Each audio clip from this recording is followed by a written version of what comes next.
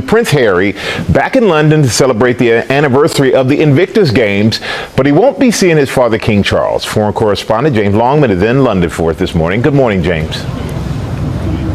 Yeah, good morning, Michael. Princeharry is back in the UK. A live television disaster that saw Prince Harry furiously storm out of the Graham Norton Show after being completely humiliated on air.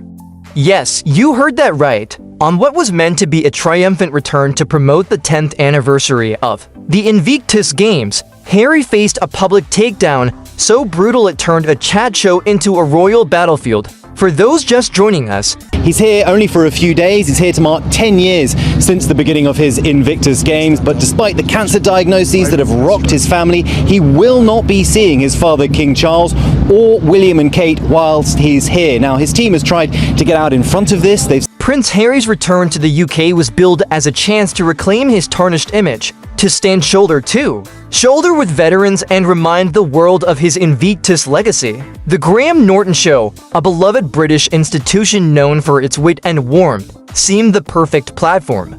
Harry arrived with his trademark charm, ready to discuss the game's milestone and perhaps mend fences with the public growing weary of his transatlantic dramas. But what unfolded was anything but a feel-good reunion.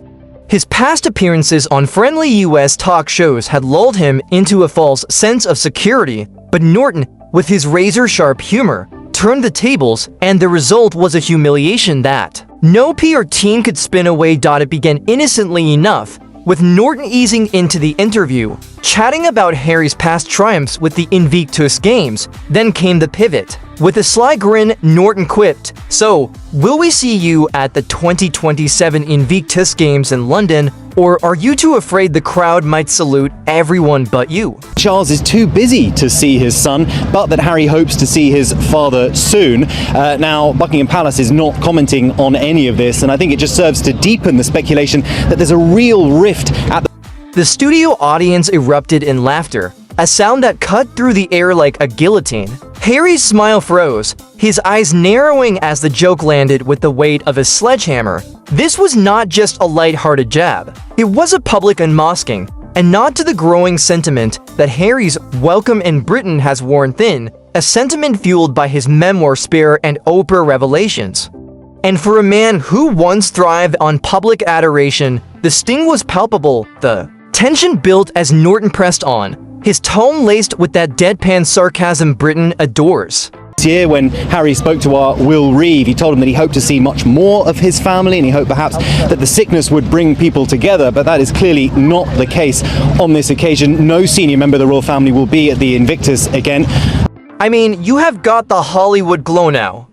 Will the veterans still recognize their prince, or just the California Duke? The audience laughed again, but Harry's composure cracked. Sources close to the set claim he shifted uncomfortably, his hands clenching the armrests. Then, in a move no one saw coming, he stood abruptly, muttered something inaudible, and stormed off the stage, leaving Norton mid-sentence and the crew scrambling. The camera lingered on an empty chair, the silence deafening, as the audience gasped and murmured, this was not a dignified exit. Monday, William and Charles will have a joint event, and this afternoon, in this beautiful sunny afternoon here in London at Buckingham Palace, King Charles will return to the garden party. First time he's been back at that event since his return to public life. Robin? All right, James, our thanks to you. It was a tantrum broadcast live, a royal meltdown for the ages. Is it not rich? How the man who fled scrutiny cannot handle a single spotlight?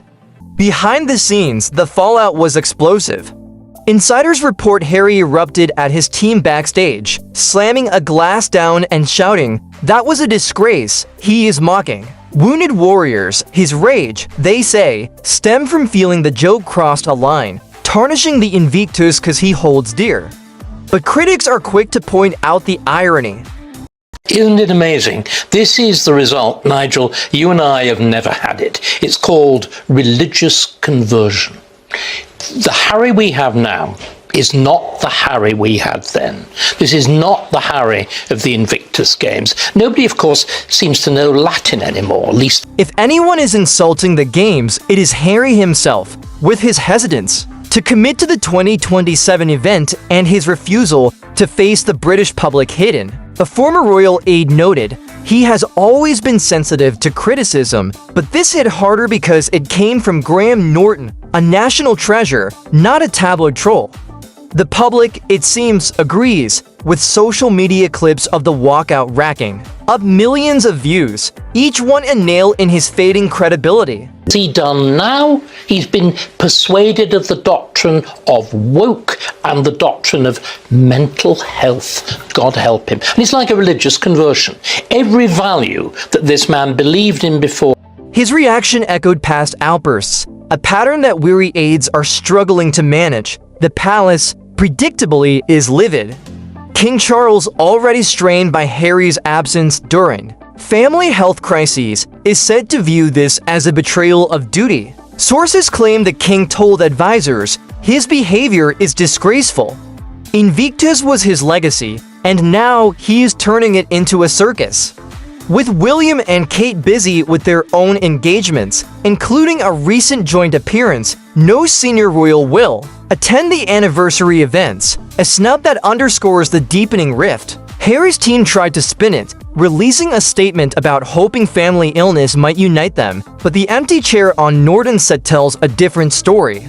Charles, too busy with a garden party to see his son, seems to have drawn a line in the sand. Some speculate this could prompt a formal statement, a rare move to distance the monarchy from Harry's antics. The public reaction has been a tidal wave of scorn. Hashtags like Harry's walkout and Invictusism are trending across X and Instagram, with comments ranging from amusement to outrage.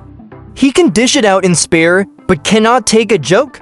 One user posted, another veteran wrote, "He was one of us. Now he is just a Hollywood diva who storms off when challenged."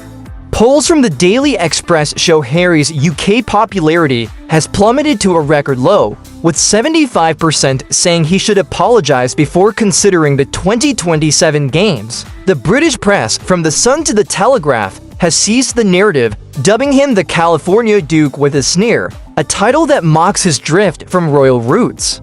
Even American outlets like Variety are taking note, questioning the Sussex brand's resilience. Harry's fear of public rejection looms large. Insiders suggest he is hesitant to return for the 2027 Invictus Games, not due to logistics, but because he dreads boos from the very crowds he once inspired. The memory of frosty receptions at royal funerals and coronations haunts him, and this live humiliation only amplifies that dread. Event coordinators are nervous, with sponsors whispering about pulling support if Harry's commitment wavers.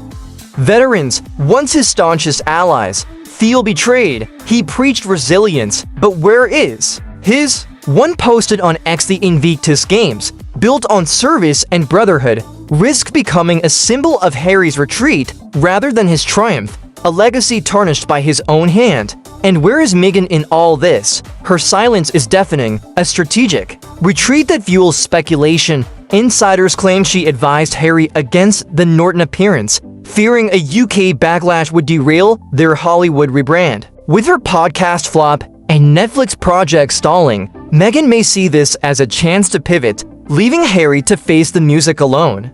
Critics argue her absence is cold, especially to veterans who once embraced their joint cause, a UK Army medic. Lamented online, she's shown in Sydney, now she has vanished when it counts. The Sussex narrative of unity is crumbling, and Meghan's shadow looms large over Harry's isolation. Rumors swirl she may push for a new venture, distancing them further from Britain. So, what does this mean for the Duke? This walkout marks a turning point. For years, he has positioned himself as a champion of service, free from royal constraints. But on that Graham Norton stage, he chose ego over grace, storming out when faced with truth. The public, the palace, and even his veteran supporters are turning away, leaving him a shadow of the prince he once was. If he skips 2027, the Invictus legacy may slip forever from his grasp, a loss that could define his exile. For those who have sensed his story was unraveling, you are not alone. This is just the beginning. Subscribe for the latest on the royal rift and the Invictus future, because this drama is far from its final act.